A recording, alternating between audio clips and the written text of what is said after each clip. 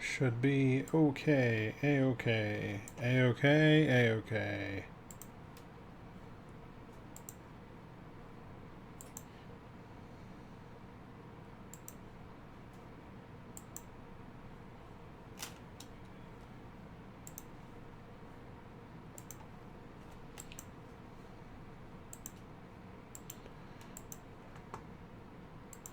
I really wish I could use at here.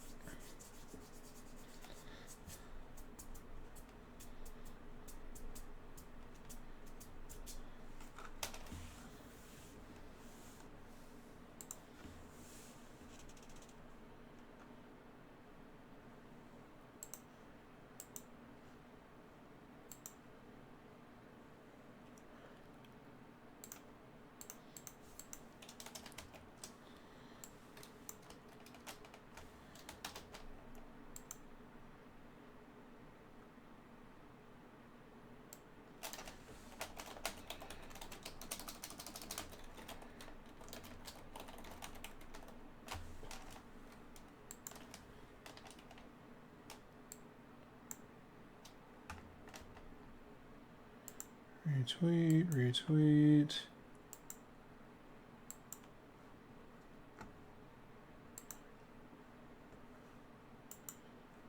YouTube looks fine on my end.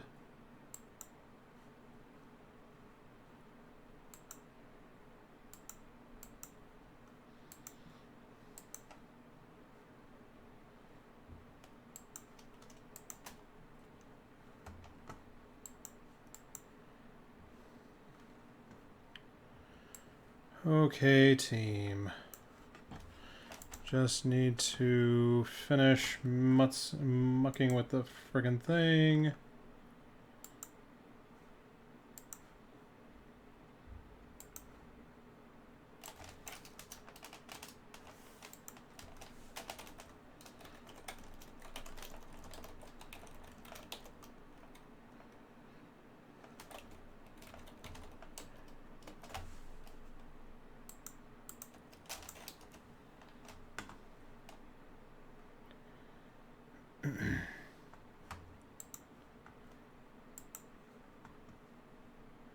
So I'll need your guys' help to promote the show because it seems that the Tweetfleet Slack rights have been fucked with. So cool. GG.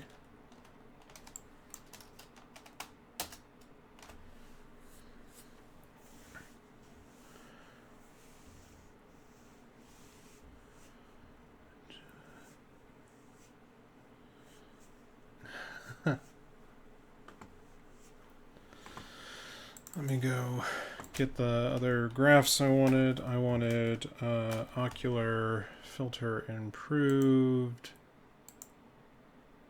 Is that what I wanted? See, this is what happens when my shit breaks and I can't do the things I want to do. I lose my train of thought.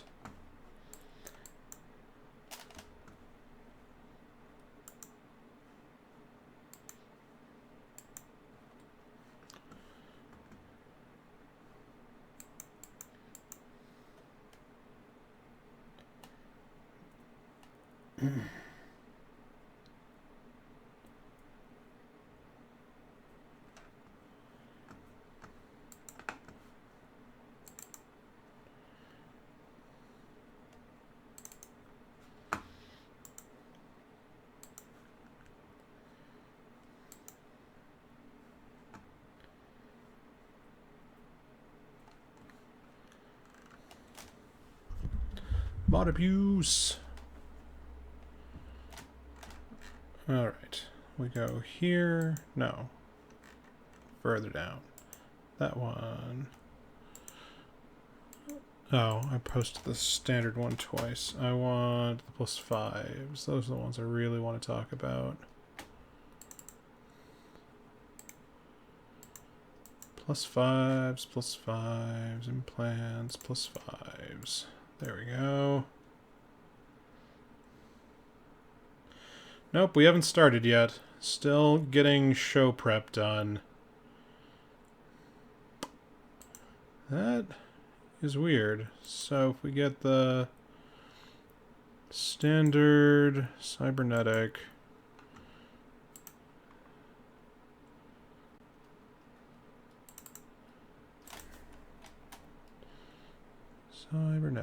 standard.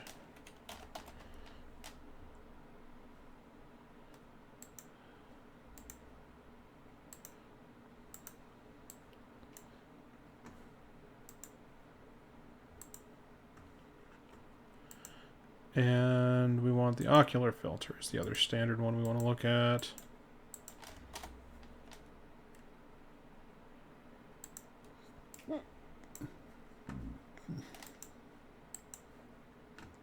Yeah, we're way better than High Drag. Podcast Wars. God, those graphs are so dark. I really need to add some contrast. And then is there anything on here? I guess we could do the cybernetic and the ocular again.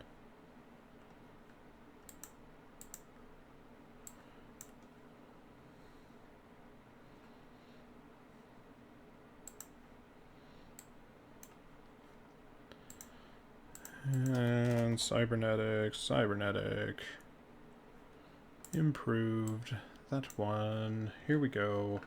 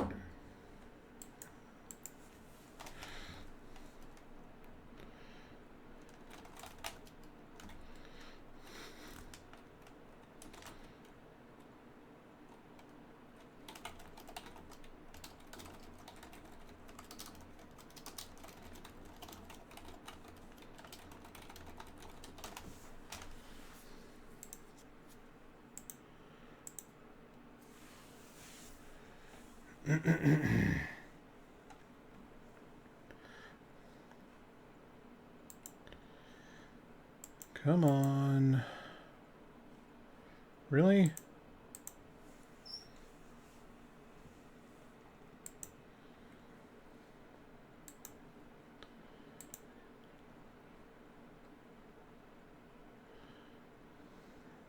Durfer Prize is asking about Project Discovery.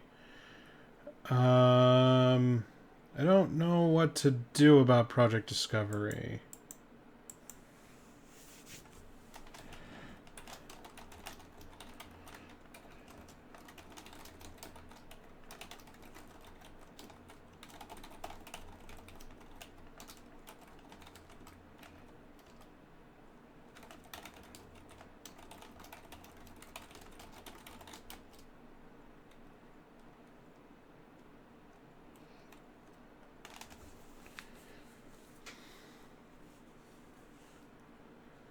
And I'm going to spend the whole pre-show playing Find the Moderator. Whatever.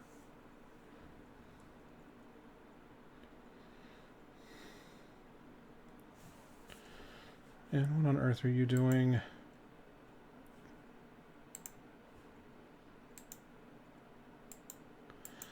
So I do expect that to screw with some of the market, but it's just going to devalue the LP per se.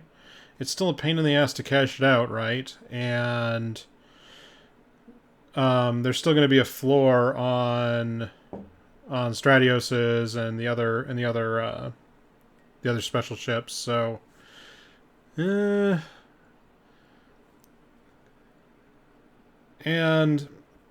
I mean, if you're getting more LP than a level 4 mission for this, more than 2x a level 4 mission, I start to worry about what the actual reward tiers are. So there might be some more testing involved.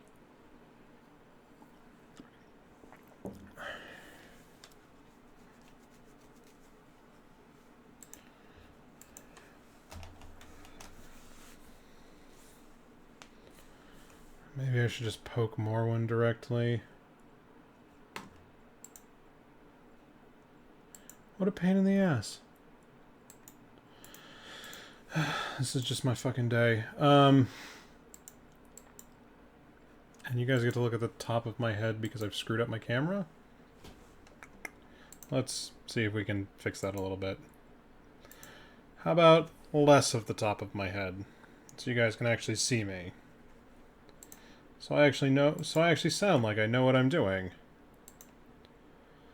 Like I am a space professional in space.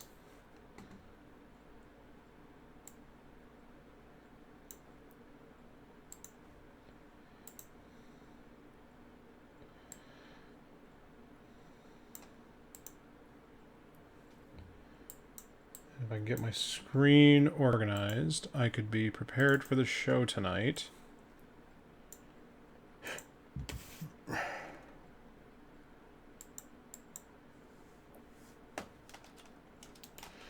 Want that. Oh.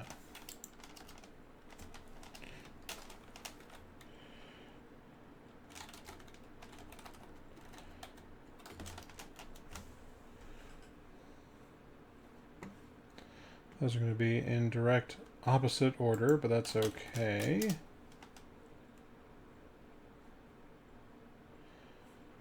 I kind of would prefer it gave out no loyalty points and just gave out cash and maybe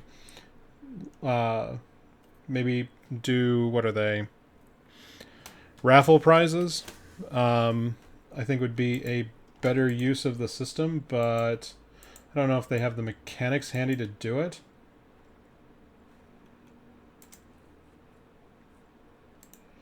Market maker goes there. CSM watches there. Oh, 7 show. We have quant stuff in here. We have almost too many slides. That's fine. Now I need to make sure I have that minimized.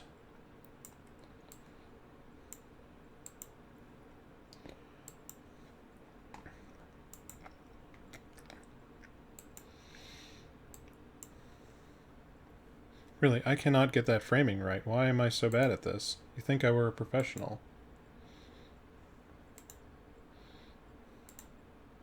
As you deal with my really awful green screen coverage.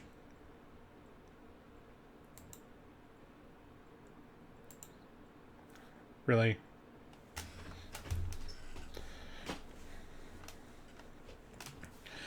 All right. Good evening, guys. Sorry for the sort of rambling this evening. It's been a very long week. Um, it's been hard to keep on top of everything. Buttons, buttons, buttons, buttons, buttons, buttons. Apply that. Get there. If this is the first time you're tuning in, welcome to the show. Some information about the format of the show. We tend to go words. Jesus, this is gonna be a long show. I tend not to answer questions during the show, but we do a Q&A the 30 minutes after the show. So feel free to be active in both the YouTube and the Twitch chats. I do read both. I do have them both up on the screen. You are, I am seeing all of your guys' stuff. The show runs about 30-45 minutes, and we're going to go over the general news a little bit. If you really want an in-depth day-to-day news, I suggest going and following New Eden Update. They do a great show. We're just going to touch on the most important, biggest news of the week and move on through PLEX and through minerals and through fuel and then the things that I found interesting this week. If you want to know where the graphs are coming from, they're all generated in R. The candlesticks are using what's called QuantMod, and I have links to most of the development down in the doobly-doo below.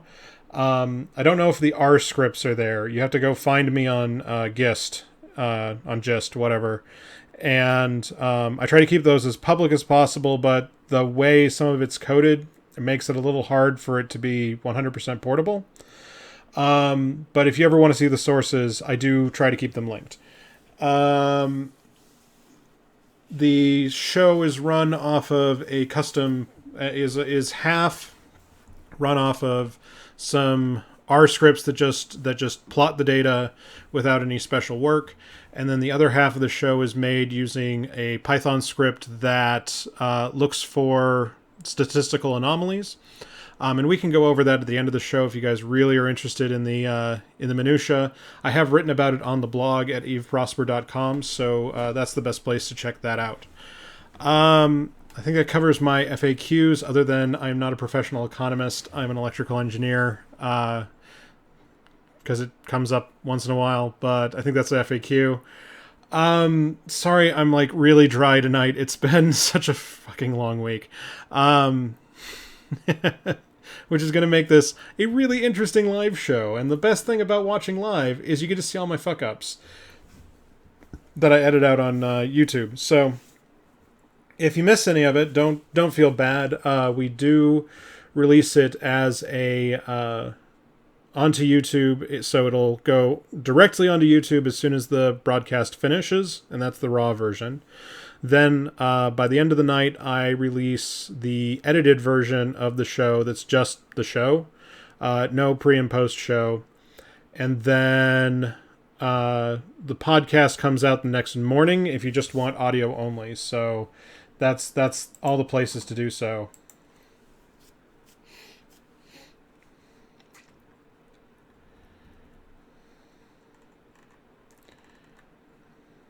Oh my god.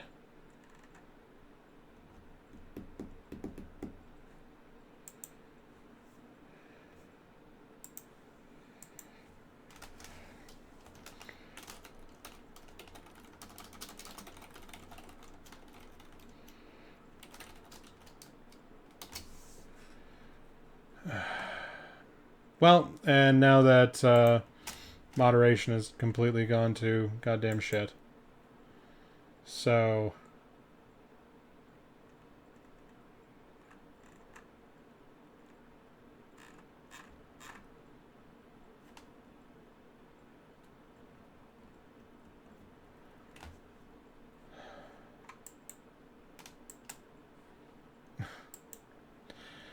Oh, and yeah, and I don't know why anybody listens to the podcast, but the people who do are really vocal about it, and I'd hate to, it doesn't take any effort to get it out there, so uh, we'll make them happy. Words. Alonge is asking about IRL job. I have my last interview tomorrow on the phone, so fingers crossed that that comes out well. I'd very much like to be doing something different, but that's personal. We can talk about that at the end when I rant about how annoyed I am at my real life job and how I have the whitest of white people problems. With that, looks like we're at the top of the hour. I would really love to ping my fucking channel because that's the whole reason we have it, and I like having the 300 people there to be like, the show's live. So, Prosper Army, please feel free to bug your favorite channels and favorite things to all your favorite channels in game and out to mention that the show is live, and it should be a pretty decent one this week. There's a lot of news, and the 07 show gave us just enough extra content to be interesting. With that, let's get that up, which really should go there. And let's make sure we're recording.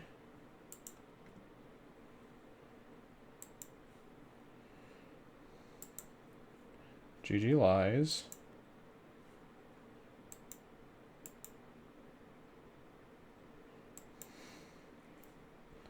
I did already say that in my channel, but okay. Thank you, Sarah.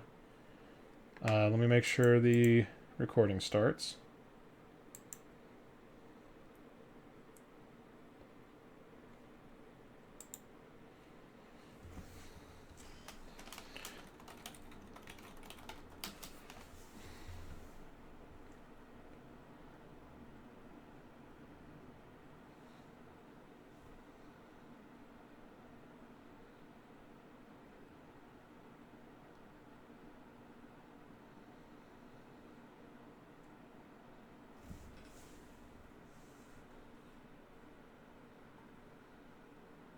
Good evening and welcome to another episode of the Eve Prosper Market Show. I'm your host Lockefox, and we have quite a interesting show in order for you guys. That's a really awful entry. Let's try that again. Good evening and welcome to another episode of the Eve Prosper Market Show. We're broadcasting the 50th live episode of this, so hurrah, but once again, I'm not organized, so I don't have a giveaway, so sorry. With that, let's talk about some quick show news. That is not the button. With that, let's talk about some show news. First, I want to, if you could, God damn it, I can't even think today. First, if you want to follow the show, all you got to remember is Eve Prosper. That'll get you to Twitch, Twitter, YouTube, and the blog. We're live every Friday night at 0300, unless posted otherwise. The best place to interact with us off the air is on the Tweetfleet Slack server in the Prosper channel, and links to join are down in the description below. Also, if you want to support our show directly, the best way to do so is Eve Prosper on Patreon. I provide this show, God damn it. We provide this show ad-free and on as many platforms as possible for you guys, and it takes a lot of work to produce it, so I really have to thank our patrons every single week. If you can donate, it is immensely appreciated. Elsewhere on the blog, if you guys haven't been keeping up, we had 2 weeks ago the Forecasting the Brain Meat market that I put out and was on Reddit, where I outlined some of my predictions for the skill trading market, and we're going to talk more about that in a bit. And then we just released this week the Market Maker interview with Caleb Aranya, which is a really interesting look back into some of the economic history of Eve. So if you're at all interested in any of that, the Market Maker interviews have been an interesting extra piece of content for you guys, and we're going to keep trying to make those going into the future, and they're, if you want to hear from experts, that's what they're there for.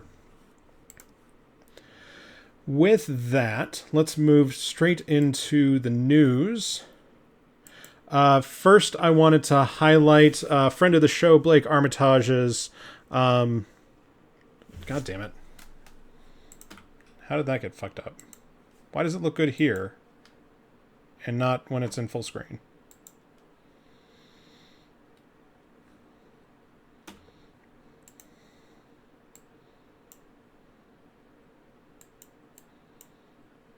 Seriously?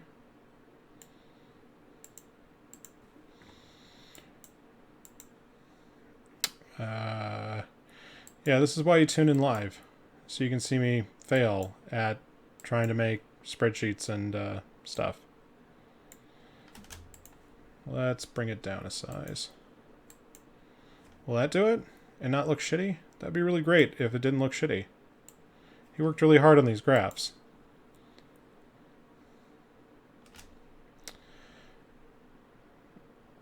Don't love it, but okay. Let's try that again. So first, friend of the show, Blake Armitage at K162space.com has been working on some very interesting new data and graphs, specifically the NPC kill counts throughout the cluster on a history basis. And so I've been working with him a little bit on some of the pandas stuff, but he's pulling in all this stuff and running it through D3 to make a dynamic website stuff. It looks really cool. If you want to read more, I suggest you stop by his website at k162space.com, where he's doing some dev blogging and tracking the releases.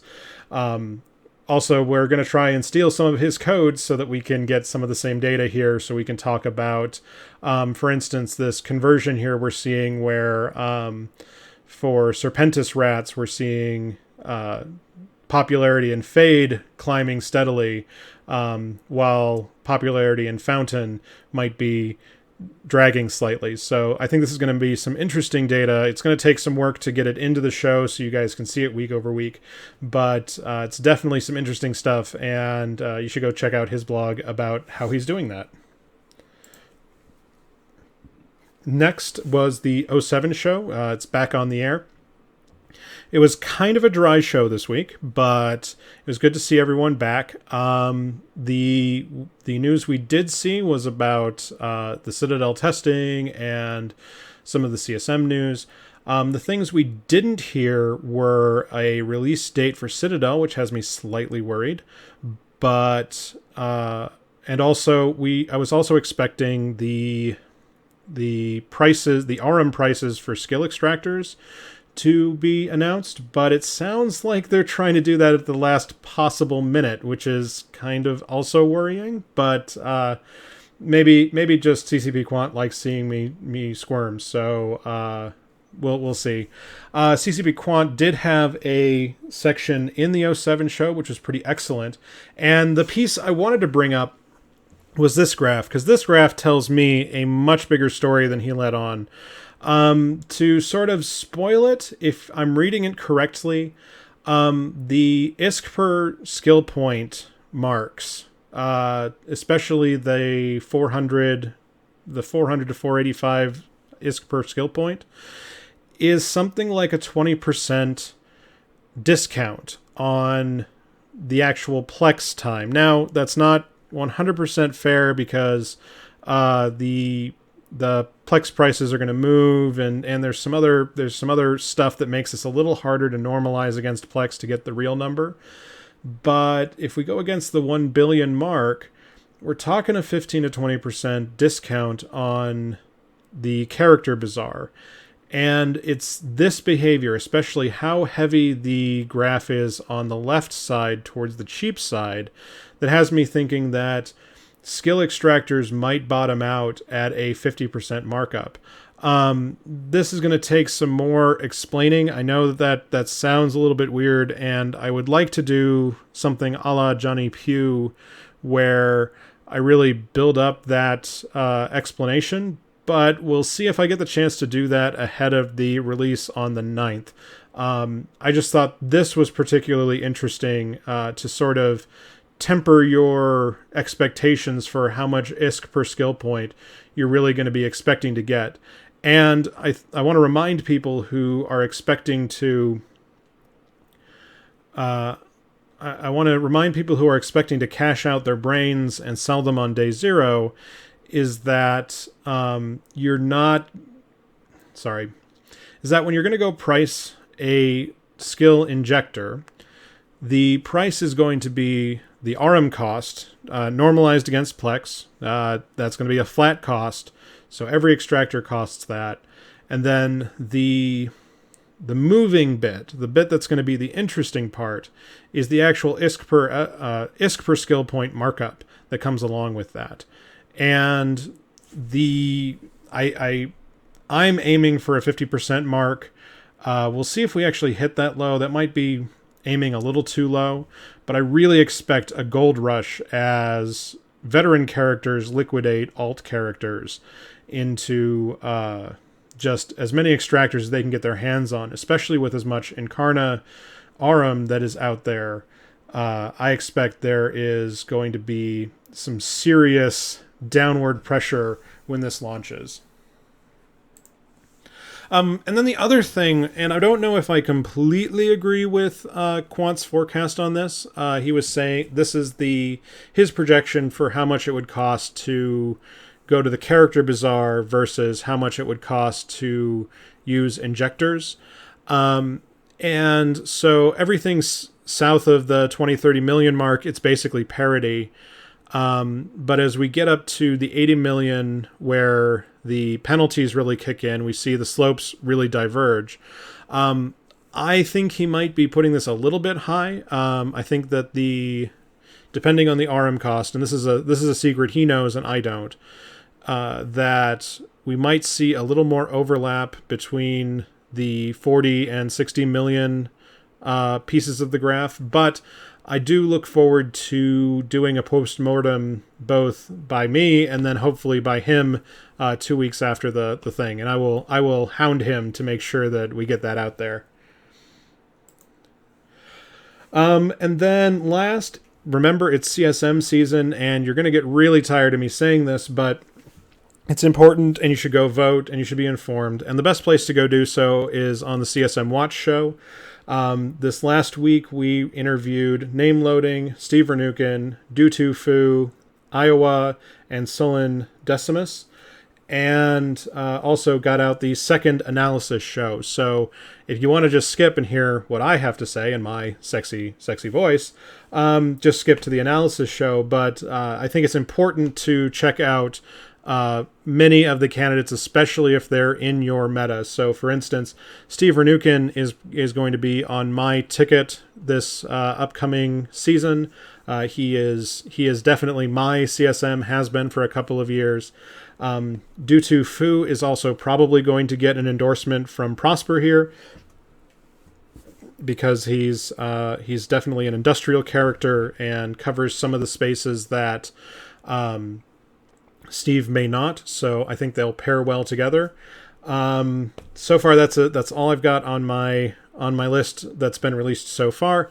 I do expect to add a couple more in the meantime, but their interviews haven't been released yet, and as they get released, I will update the list. I do owe you guys a voting ticket, but I will hold off on that until we get to the actual candidacy period, because it's still the pre-candidacy period. So, with that, and enough of my shilling, as Savara is pointing out, let's move on to PLEX. PLEX was kind of interesting this week. I mentioned last week it did not react as fast as I expected to the skill point extractor blog.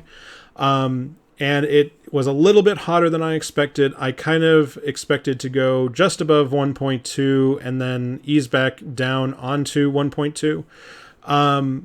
But as of right now, we're not really seeing that. We were tracking to 125, but it looks like a PLEX sale has been announced, so we may see that come backing off just slightly. If we look at the year view, again, the growth in the last month has been pretty hot, but I'd attribute this more to a weak December more than a strong Plex market at the moment. Getting back to 1.2 was just relieving the weakness in December, but trending towards 1.25 is starting to get back on the growth curve. If we look at RMT tokens, things are staying relatively stable. We've seen a little more lag than usual in multiple pilot training certificates. This might be due to people instead wanting to stock up on Plex because Plex can be transmuted into Aurum. Multiple pilot training certificates cannot. Though I was kind of expecting a little more heat in it, as people may want to grind up extra characters, but I think that might be waiting until the release actually comes out and the valuation for those skill points really settles in. So we'll see if that comes to pass. If we look at the buy and the sell data from the last month or so, again, we're seeing right when the dev blog came out, we saw, well, it actually took like 4 or 5 hours, which is a lot slower than usual. We saw a rise up corresponding with both a slump in supply and a growth in demand. And the prices have just been tracking up to the 125 mark. Again, like I said, if we use 120 as our stable spot right after the Black Friday sale, we can see that during Christmas, we saw all of this weakness as we were down under the 120 line for sales and lowered activity levels and all that, blah, blah, blah, blah, blah. But as soon as we get into the new year, we've been seeing it slowly creep up. And then CCP announcing skill trading details finally was enough to pop us over that 120 line. So I think we're still in a stable spot. It's going to be hard to hit 125 in the next week, but we might see a quick exponential up above the 2.5, maybe touching 1.3 with the skill point release. But I have a hard time predicting that because I think that what's going to happen, instead of people using Plex to cash into Aurum to then get the extractors, I instead expect at least half of the extractors to come from latent Aurum that's either been sitting vacant on accounts or it has been left over from the Incarna gift that was given years and years and years ago that so many people haven't used. I think this is going to be a great chance to cash that out and just sell the extractor straight out. I don't know if this really counts as subs moving because the sales line isn't moving up or down very much. The demand curve's moving slightly, but the actual sell volume isn't. And then if we look at the other hubs, again, sorry for screwing up Minmatar. I had another bug in my code. We're seeing a little more volatility in Rens, but as I said in the last couple of weeks, every time I point out these spikes, they seem to level out. Like we saw back in November that Amara was pretty spiky, and then that sort of trailed off, and Dodixie's spiking up a little bit, but it seems to be, again, tracking down. Moving on to minerals. Tritanium, wow, was really interesting this week. I'm not sure what I really... You know what? No, we're doing this zoom in. I can fix it in post. It's going to be like the most annoying show to fix, but this is worth it.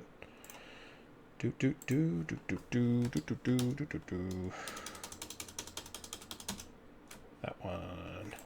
Tret.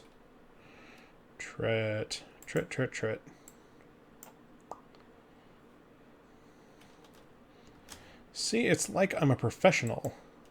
Let's try that again from the top.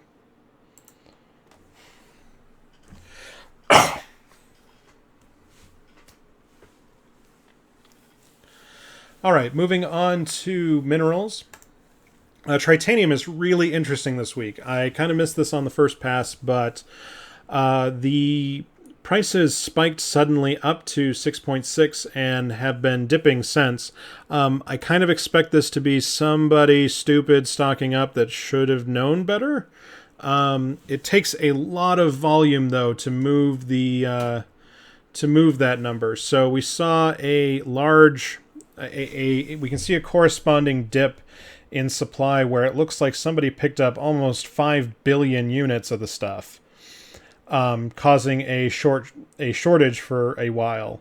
But that 5 billion glut was that 5 billion unit shortage was quickly filled. So we saw the price return back to normal. That's a shitload of trit, man. Like that's like several freighters. That's hundreds of freighters worth of trit. I think that's even way more than you'd want to put into a Citadel. So I don't know what exactly was causing the run, because the Tritanium should be a lot more resilient to this kind of demand than that. Next is Pyrite. Pyrite has stayed relatively stable, still expecting it to stay stable. Volume is a little bit anemic at the moment, but I don't expect that to be a big problem. Signals are pointing towards perhaps trending up into the weekend, but I have a hard time predicting it's going to go much above that 141 peak that we've been seeing on the weekends for the last couple of weeks. Usually, I feel like you can get 2 of these, and it's hard to predict on a third, but Pyrite's been a pretty decent performer lately. So if you can win money on the fees, it might not be a bad idea. Mexilon's another interesting one. We've been keeping a close eye on this. It looks bigger than it has. It looks bigger than it is. We've been tracking this for several weeks, and the big hump that we saw back in October has fallen off, and we're just seeing it track up slightly off of the 60 line towards 61. I don't think this is large. I don't think this is yet the big thing. With the news of the fax carriers, I was kind of expecting maybe some heat, and that might be what we're seeing right here in the last couple of days. But we look pretty well attached to the 61 number. And though I would love to project a 65 or a 70 price, I'm finding it really hard to do right now. Isogen, I had said last week that I thought 105 was the floor, and I was wrong.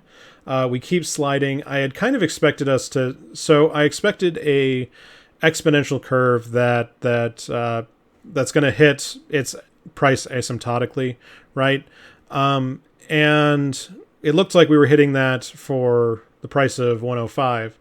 Again, this is because the Amber equation was screwed with. It's because people are mining more of it because it's higher on the ISK per hour line, and that means the Isogen supply is significantly higher at the moment.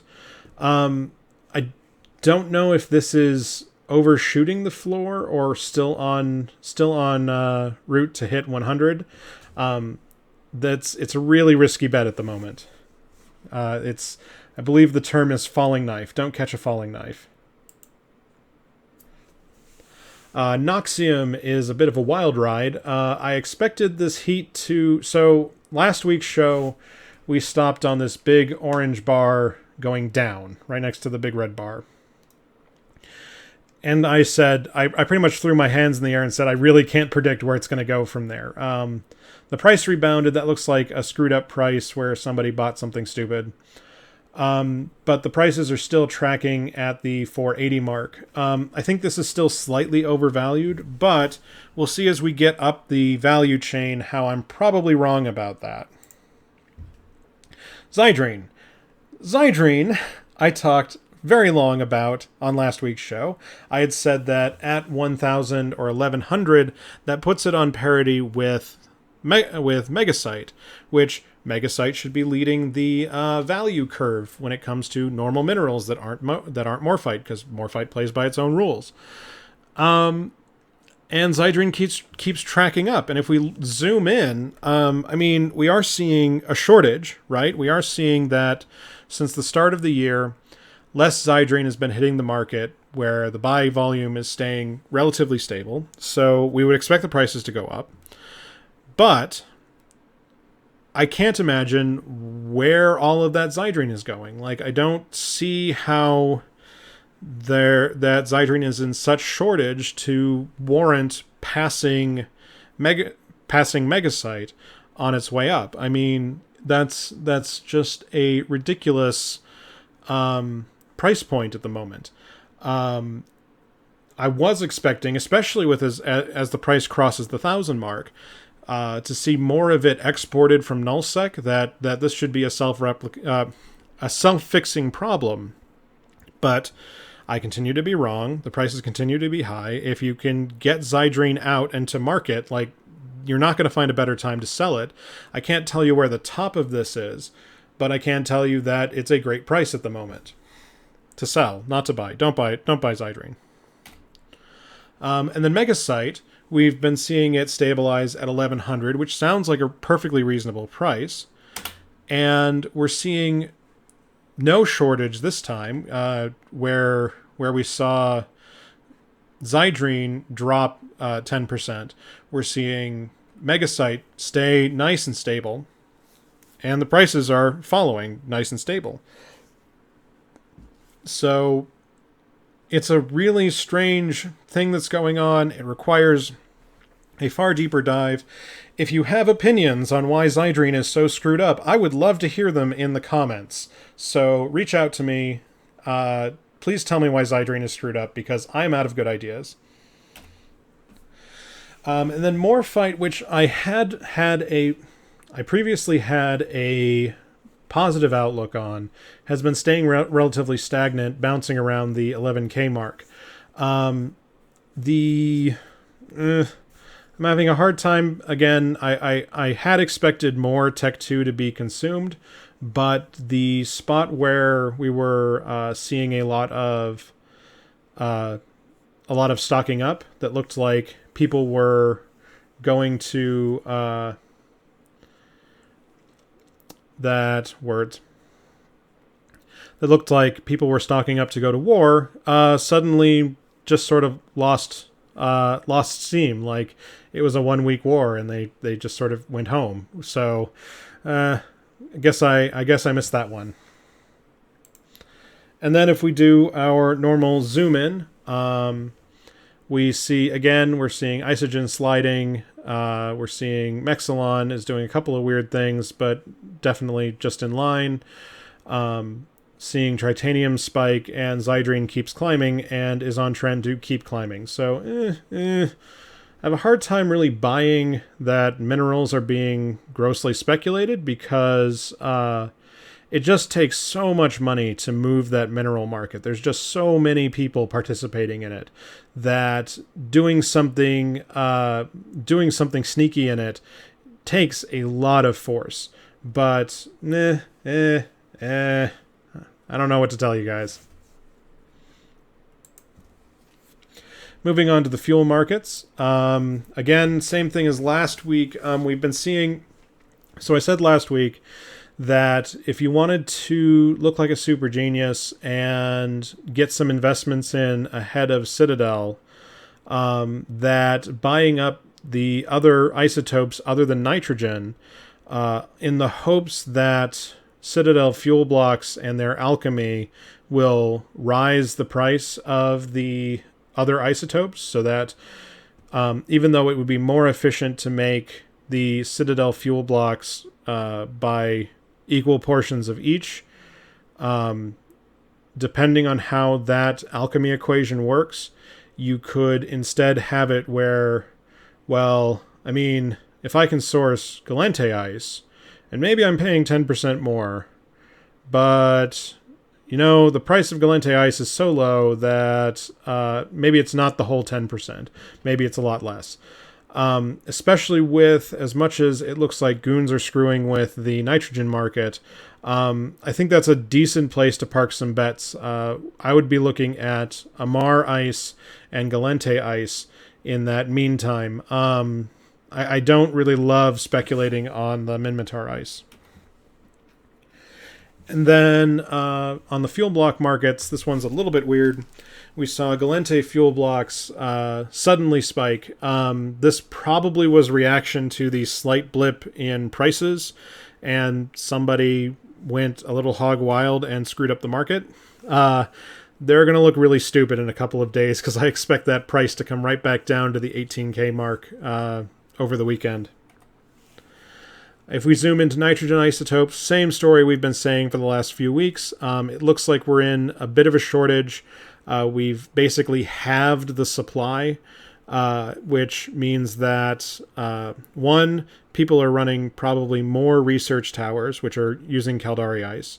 Two, I believe that's outstripping the high-sec supply, and the people sitting on the null-sec supply are CFC, so I expect them to be holding on to some of this as a way to screw with the market. But the prices have stayed relatively stable at the 900 mark. We haven't seen it continue to climb up to 950. So there may not be as much manipulation as I may have been letting on in the last few weeks. And the trend looks reasonably positive that we might see a little bit of respite, but I wouldn't bet anything on it quite yet. Moving on to the outliers.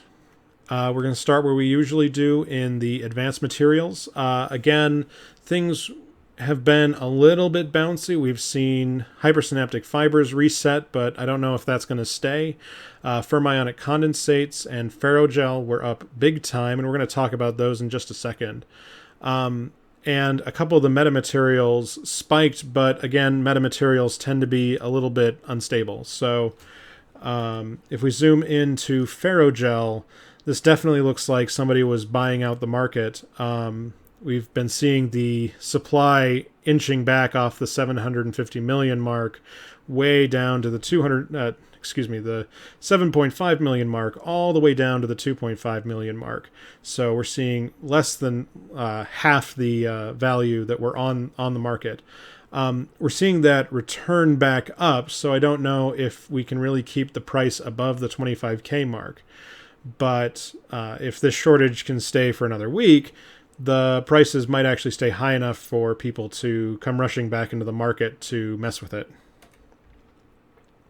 The other darlings of the show are the PI4s. I know I keep telling you guys to that I'm going to go and make a visualization for these, and I keep trying. I just keep running out of time. Weekends are busy. The prices, again, are tracking up reasonably high. I do need to build you guys a better picture about why wetware mainframes and integrity response drones and sterile conduits are so far further out of line than perhaps the broadcast nodes or organic mortar applicators. Another interesting one we've been tracking, and again, I need to build a better view for this, has been the Tech2 salvage. And let me look up the name because I'm bad at names.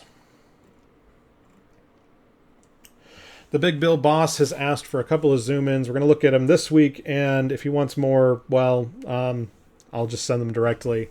We've been seeing big track-ups in everything that has to do with tanking. It looks like the supply will be extremely tight when it comes to Citadel's releasing and the requirements for the Citadel rigs. And if we zoom in on the super alloy I-beams, again, there's a huge demand for buyers, and there's just not a ton of cell. There's just not a lot of cell orders out there. The supply is climbing, which is a good sign, and the price is staying relatively high. But as long as we keep under this, as long as the supply is under this 60K line, it's going to be tough to get your hands on them. And then if we look at intact shield emitters, again, the prices are positive, and we were seeing quite a shortage, but recently the order count has gone up significantly, basically doubled in the last couple of weeks. I don't know if this is reflective of of a change in loot tables, but seeing as it came before the patch, I have a hard time swallowing that this was CCP's doing. Another darling to watch have been bombers. This one's usually my canary on the coal mine for people stocking up to go to war. And we saw a couple of weeks back huge spikes in the Hound and the Manicore and the Purifier. And this week we're seeing the Hound and Nemesis tracking up. I think this has more to do with a reaction to the price of components than the actual value of the ships. I have a hard time saying that the Hound and the Nemesis are going to stay at a valuation above 30 million for more than a couple of days.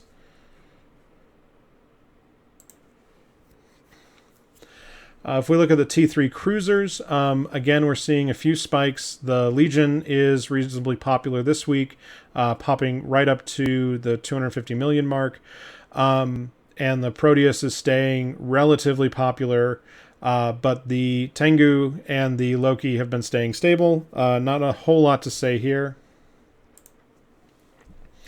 Another interesting one that came up in the flags this week was the Flycatcher. This looks like a shortage, but I didn't get a chance to do the zoom-in graphs. I don't think the prices are going to stay this high for that long. If you have built Flycatchers, you really need to get out of them by the weekend.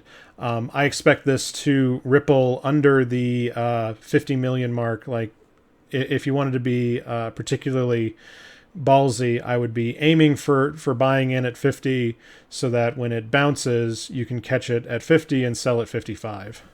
So that's the spot I would be aiming for. Hurricane fleet issues are another interesting one. I don't know why they didn't flag the first time, but they're flagging again today. So looks like we had a reasonably large buyout a couple of weeks back, and the volumes have been staying relatively healthy. I would ignore this very long tail because it looks like that's just a market flub, but the trends are pointing downwards at the moment. So if you were in hurricane fleet issues, I'd be getting out this weekend, and I wouldn't be trying to hold on for much longer. The Sacrilege is another interesting one that flagged this week. Again, a few weeks back, we saw a big buyout, and we've seen a lot more heat stay in the market. Again, the volume on this market is really low. We're talking about 15 to 50 items per week really moving. If you're a producer and you can get a couple of these out, that'd be perfectly fine. But as a trader, it's going to be, again, a chance to catch it when the bubble pops. I just don't know exactly when that's going to happen. If you've bought in, you should be sold out by now. Another interesting mod, only because these tend to be so stable, have been the gyrostabs. And I'm not sure if this is because of the hurricane fleet issues spiking, and therefore people need gyrostabs to go with the hurricanes. Usually these should be really stable, and producers should really pile in here and destroy the margin any chance they get. And the prices continue to stay high, inching up against that 1 million mark. And I think they're going to come back down to the 700K mark, but I just don't know if that's going to be this weekend or next weekend. Another interesting flag, only because we don't ever see them flag, is the Clone Soldier Negotiator tag. I believe this is to raise your security status. They have been on a reasonably positive trend for the last couple of weeks. They hadn't procced the statistics until this last week, where we hit the 25 million a piece mark. Again, volumes are a little bit hot at the moment. I don't know if this is so that people can get back to high sec in preparation for maybe a burn Jita if you really want to put your tinfoil hat on. I don't think that there's a ton going on here. This might just be people moving from one lifestyle to another lifestyle. So perhaps somebody's leaving faction warfare. a group is leaving faction warfare, and some of the people just want to get out of the pirate life faster. The volumes are still reasonably high at the 100 to 200 a day mark, so we'll have to keep an eye on this. I actually do want to build an index around the cost to repair your sex standing. And then I know this doesn't look like much, and it really isn't much, but this one goes out to Gorski Carr and his article on Crossing Zebras this week about polarized modules. I know that those are a particular sore spot for people. They don't really love using them, but he highlighted some fits to use, rocket launchers and other missile launchers, and it's a pretty interesting read. I'm not much of a EFT warrior, but it's definitely an interesting read. So this one goes out to you, Gorski. I didn't see any of the other things you mentioned flag, but I guess you should be proud that that your article may have moved the mark just slightly. I always hope that this happens whenever I write an article. And then last, we're going to zoom in on implant sets. The reason being that there's an expectation that people will really want implants for their alts so that they can farm out skill points. The best idea being that if you have a account that doesn't need skill points and you just need access to it, what you can do is you can sell the extractors as a way to subsidize your PLEX cost. There are some people who really believe that they're going to win or break even, and they're wrong. So please don't be those people. There's just no way that the supply and demand curve will really let people be net positive. But, if you're paying half the price or 60% of the price of a Plex every month, that's still savings in the bank, and might promote people to keep those extra accounts open. So, I just zoomed in on a couple of these. The Cybernetic Subprocessor +4. We saw some buyout. We saw a pretty decent buyout right after the dev blog for these, but the prices stayed relatively stable. Now, the other thing about these prices is that if they start to look really good, like if we start seeing 25 million and 30 million ISK +4s, Faction Warfare is going to come in and dogpile on that thing and cash out all their loyalty points. So this is going to be a really hard place to make a lot of money. So I would be extremely careful if this is your plan on how to speculate. And again, this one actually is even more interesting. Ocular filter standards looks like there was, I don't know if this is a large order expiring. That's actually what it looks like. It doesn't look like a buyout. And the supply has been a little bit weak, but we keep seeing these spikes of like every single one of these was bought out right when the dev blog came out, which is just hilarious. And if we look at the +5s, the +5s are actually a little more interesting. They're less popular, mostly because they're more expensive, and they also require Cybernetics 5, which is an extra, 15 days to train. And so if we zoom in on the improved cybernetic subprocessor, again, we see the shortage where people are speculating and buying out, but we're also seeing that any spike is going to be wiped out in just a few hours.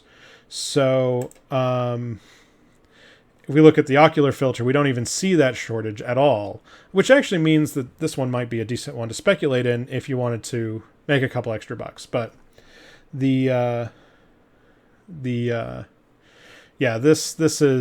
some interesting, there might be some interesting speculation left on the +5s, but I don't know how many people are really going to invest in +5s for the extra few hundred skill points a month or whatever that doesn't actually yield. I don't know how many extra extractors that would yield in a year to get that money back. So I should go run those numbers. Last section, we look at our predictions from the last week. Again, we're tracking QoF 0, and I think this is the last week we're going to keep looking at this until the market changes. I said 2 weeks ago that the 15 or 16 million is really the top of this market, and it's just been sliding from that point on. it's really apparent if you go zoom in to the buy and sell orders. As the sell volume keeps tracking up, I don't think that there's enough demand to really keep consuming these things at the rate people were buying them up and speculating on them. So as prices dip down and we head under the 10 million mark, like I think the 10 million mark's the floor here, might be a decent chance to buy in if you miss the first pass, but you might be holding on to those for a year until the prices really track up again.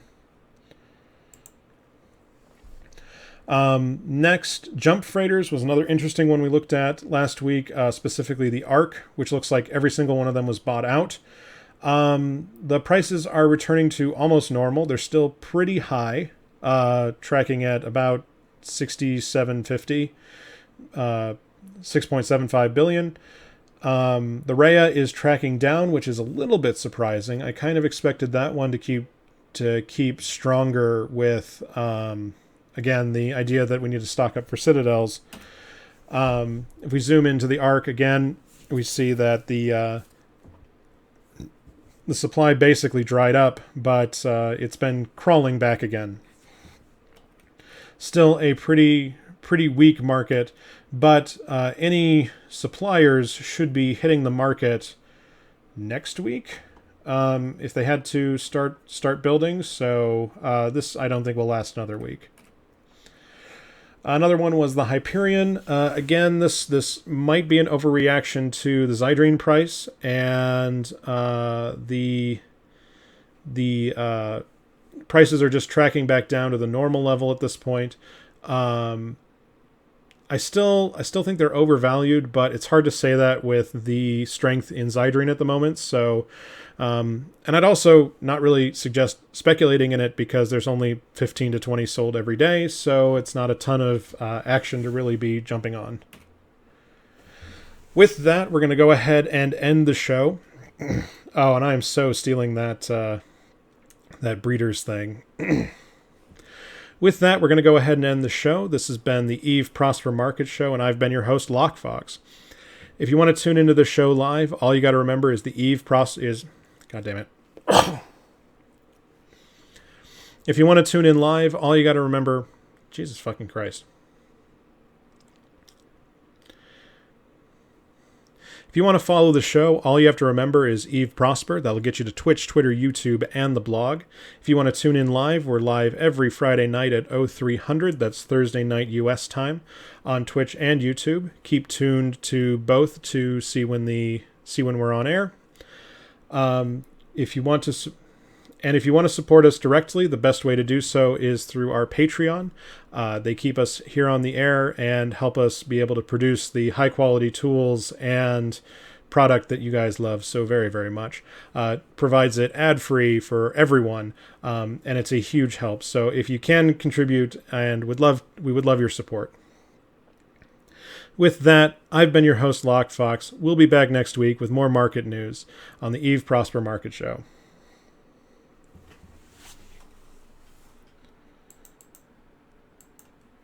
All right. And Caleb, I'm never doing the Mad Money thing because I just hate morning zoo shows. And even if I had the whole button array, I would really rather just scream into the mic for a half hour, like doing the whole end of the "This Is Really Eve" thing with the guy. That guy.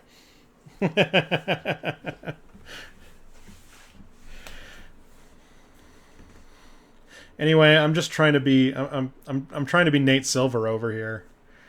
I don't know if I can pull off the Snowden look that he has. Anyway, thanks everybody for tuning in. It looks like we had not a bad turnout at something like 30 people tuned in total. I'll take it. That's not bad. 35? 45. I can count.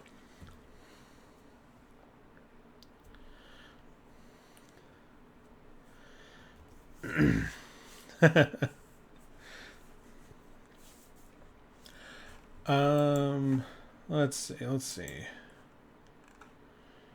Doop. I actually, well, maybe I can. Maybe you'll get lucky. Let's see if I removed it from the list or not. Come on.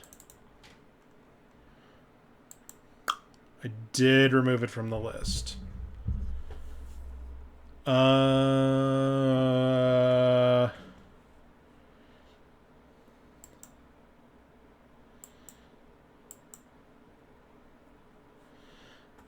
Let me see.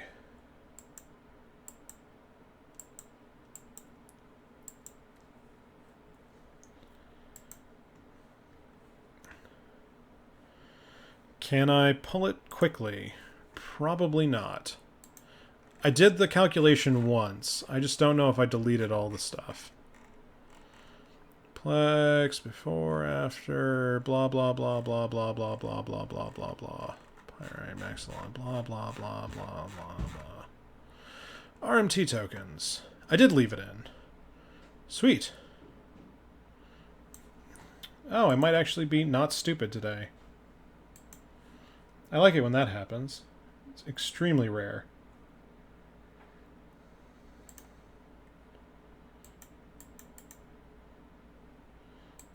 Christ. Whatever.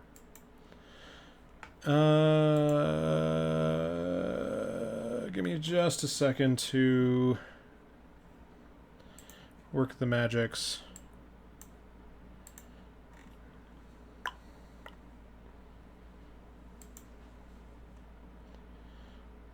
Tokens, tokens, tokens, tokens. There they are. Why are they not in the list?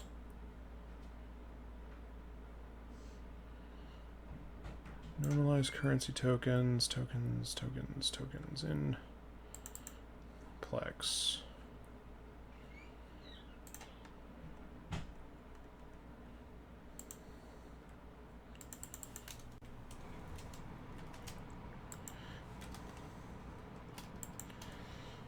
So we do that, and then we add these in. Like that. And then are you smart enough to know that I updated that? Yep. So, yeah, we can answer that question in like 5 minutes. The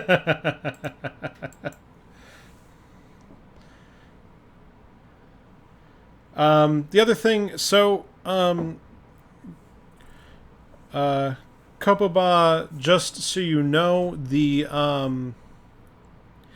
RM tokens are more of a collector's item than a real utility.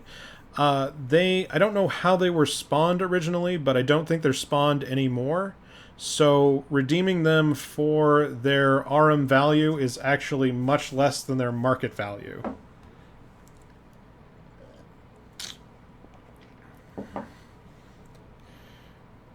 It's why I removed them from the list originally, but again, we'll let the script run, and we'll have the plots as soon as it finishes pulling off the database.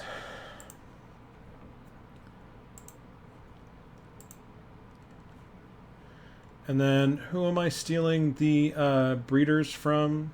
So I give them credit. Breeders was Caleb, because all the good ideas come from Caleb.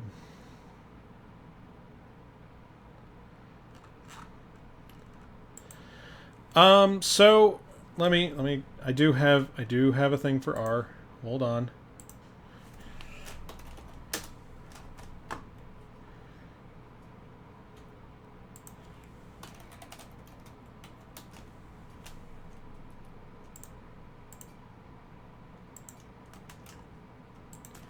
So that will be everything you need to know about ggplot, which will help you plot. And then I learned most of my R through stealing CCP Quant's stuff off of his Reddit history, because that's just the kind of dickbag I am.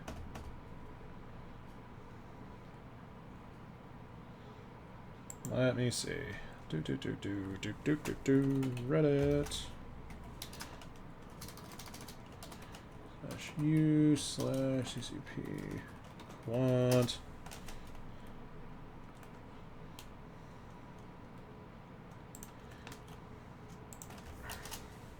And then I had experience with Jump, so Jump has talks in a lot of the same language, so it wasn't that hard.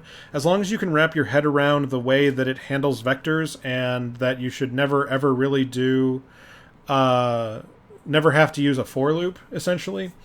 Um, R is actually really easy to use. And then if you like R and you want to do real work, because R is like a bash script, and it's really hard to write good code in R, if that makes any sense. The best place to go next is to go to Python and Pandas, because they talk in a similar method, and that means you can move the logic from one language to another, and that will let you basically do your. What I do is my prototyping is all done in R, so that I can mung it and twist it and filter it and do all this stuff that I do. And then if I find something worth doing, I can move it over to Python. IRL, I'm a test engineer. I do memory testing, on wafer testing. Right now I'm doing pattern recognition, which sounds way sexier than it is. It's a real fucking grind, and I fucking hate it. The rest of the test stuff is really fun. Like, we make like a petabyte of data a week worldwide. So, I mean, big data we make big data contractors blush. But I'm not doing that right now, and it's pissing me off. But hopefully, fingers crossed, they love me at the interview I had last week, and will be having tomorrow, as much as I love them, and I'll be moving out of fucking podunk Boise into a real city. So here's to hoping.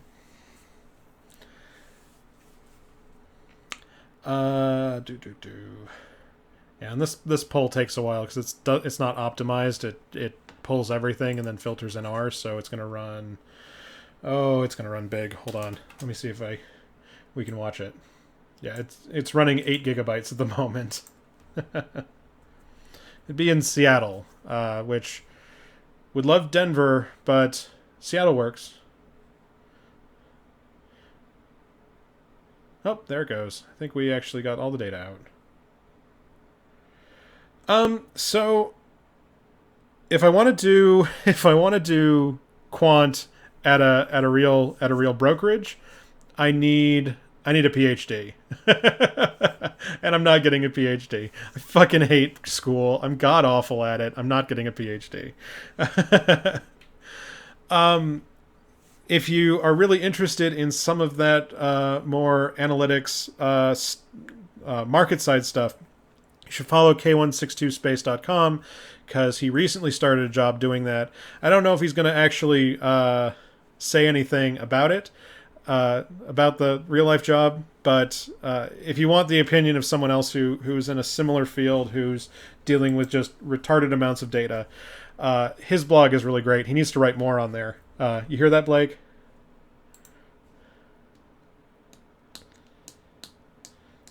Well, and to be honest, the market analytics is really the least interesting part of the big data puzzle.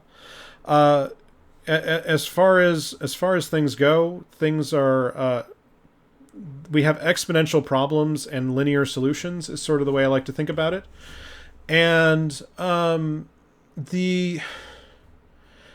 so as much as it'd be great to just live the dream of day trading all day and having a yacht made of yachts, that's not as interesting as some of the other things we can do. So, for instance, like I said, for my work, we process something on the order of a petabyte a week, and that's just, you can't even wrap your head around how big that is.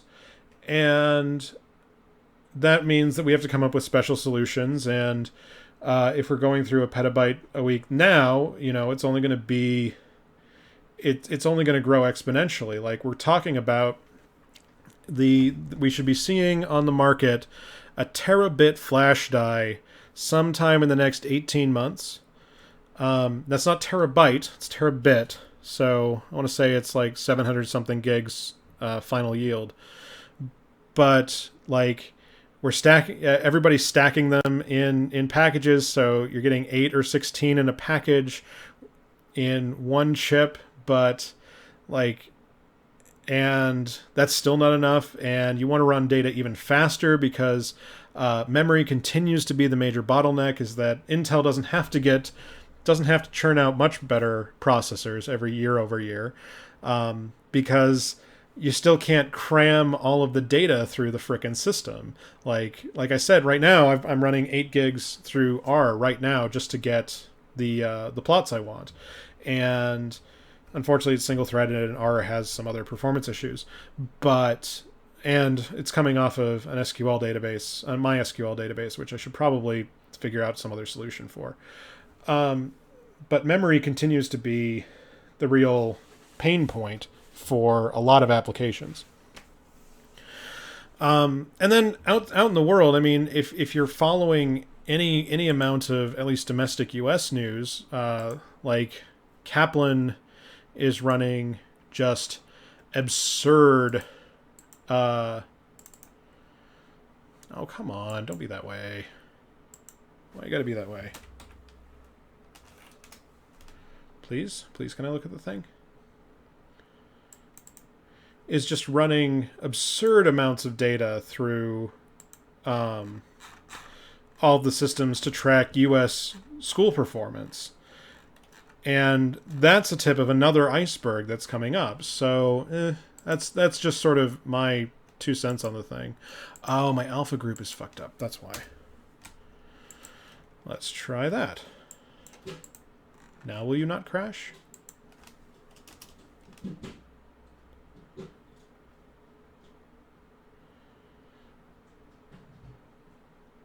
There we go.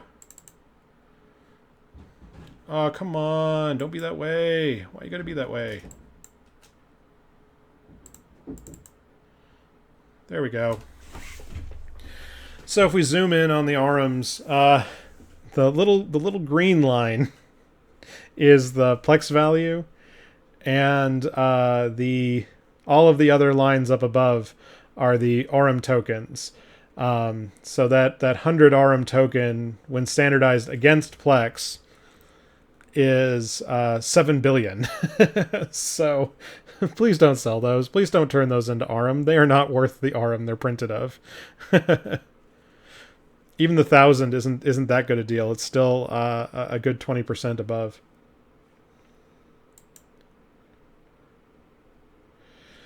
So I'm hoping I don't have to get a PhD. A master's in stats wouldn't hurt, but I suck at school.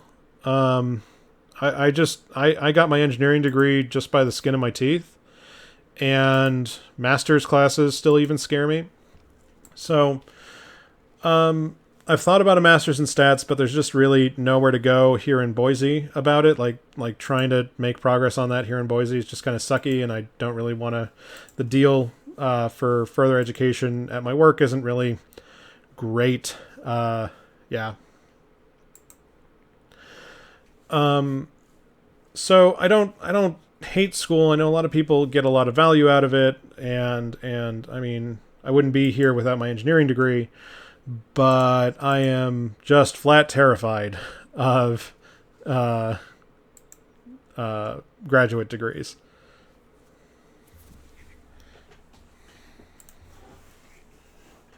Oh, and I know, and I can actually, and CSU is my alma mater, so I could go back and do stats.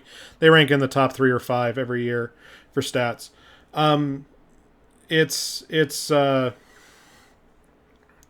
It's a matter of going and doing it, and my work really does not like paying for remote classes. If it's not in Boise, they don't like paying for it. So the things I've wanted to do is Udacity has a machine learning course that's like a year long. It's like $200 a month. That's one I've been looking at going into once I can get my professional life sorted out. because machine learning continues to be a tool that I want to use, but I feel like you do about underpants gnomes. It's like, step 1, gather a lot of data. Step 2, question mark. Step 3, neural networks come out with, all of the answers. And I mean, I sort of understand some of the top level problems with it, like you have to reduce dimensionality and you have to normalize inputs so that they behave semi-linearly or something, like get everything processed in and out so that you can actually get the inputs and outputs to work correctly, because it's essentially analog computing at that point. But the training thing still baffles me, and how to actually get time series out of the thing baffles me. So we'll get there. We'll see. Quant pointed me at a forecasting book, which has been excellent. I just haven't looked at it. I do have some of them. Maybe. Do I have Munins on here? I have Vagabonds. I do not have Munins.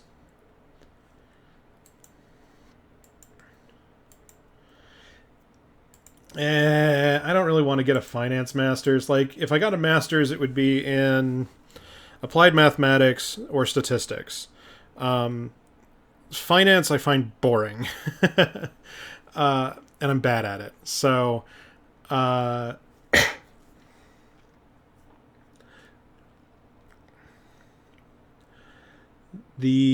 see, what else would I... Those are at least the two programs I was thinking of. Maybe a computer science program, just because if I can do neural networks, I do neural networks, or graphics processing. Those are all the places I would not mind doing an advanced program in, but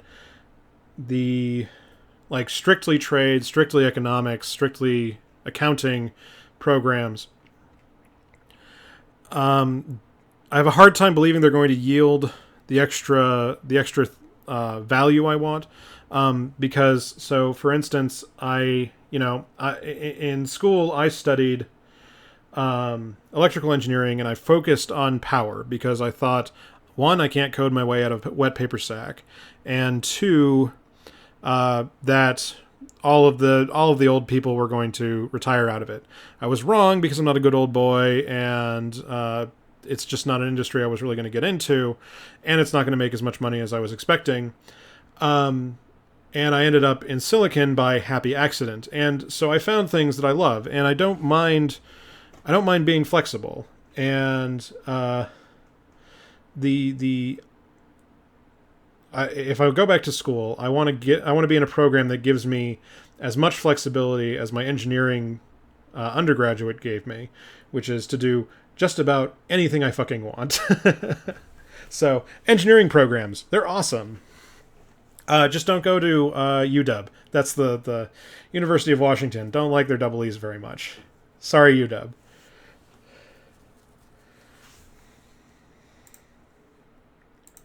What am I getting yelled at about? It's a hard sell on the analysis show. Yes, I am.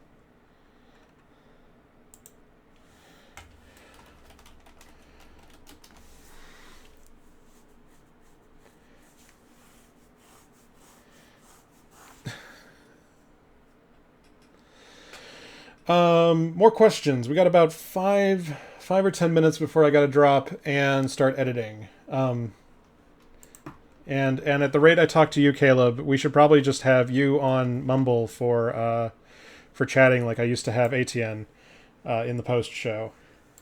But maybe if the job stuff goes well, we can have ATN back, because I'll be working for him. He helped write half of the stuff, because I wrote a lot of the prototypes, and then he made them just outstandingly sexy. Made them all threaded and amazing and stable, and they've never broken. And yeah, he's amazing. I pay PLEX for coders, by the way, if you want to take on tasks. Right now I'm in a bad spot to take on new coders because I've just sort of powered through the stuff I'd been setting aside as low-hanging fruit. So I probably need another month to get through what's on my plate right now and get the stuff rejiggered. But if you want to join and you want to at least get your hands on my data,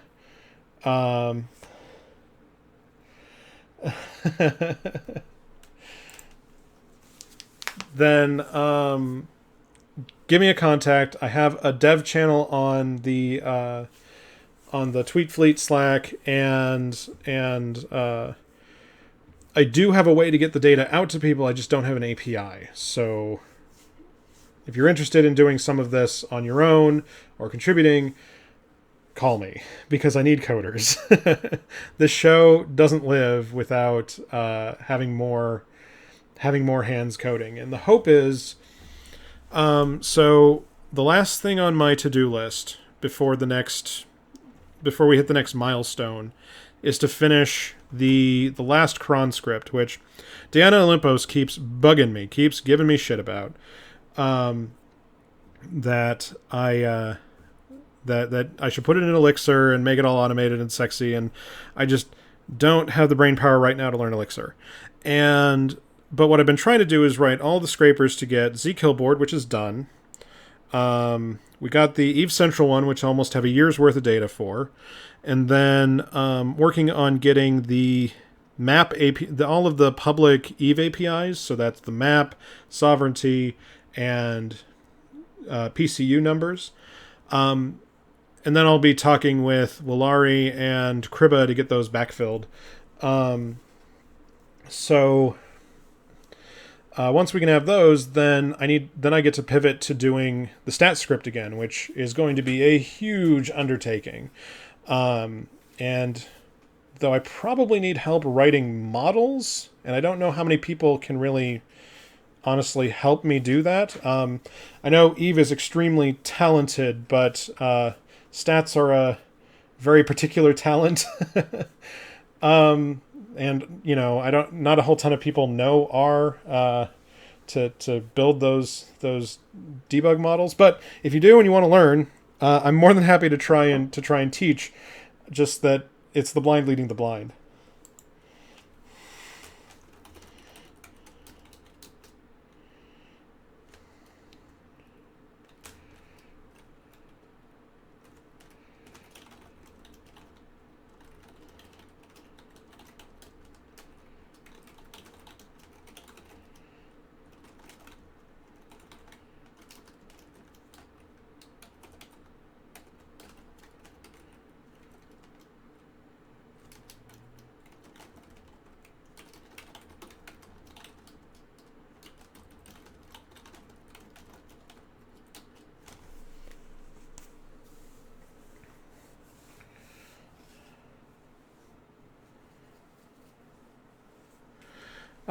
With that, I think I'm going to go ahead and end the show.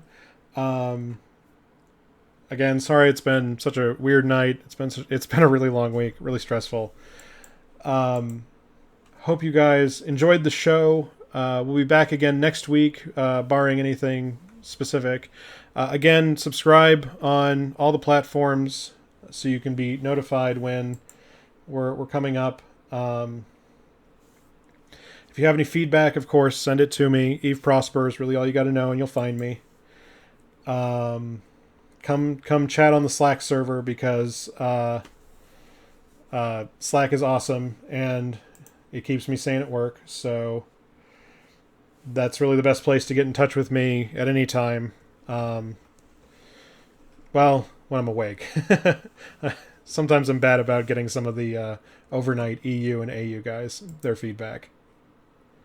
So thanks again, everybody. Fly safe. We'll be back next week.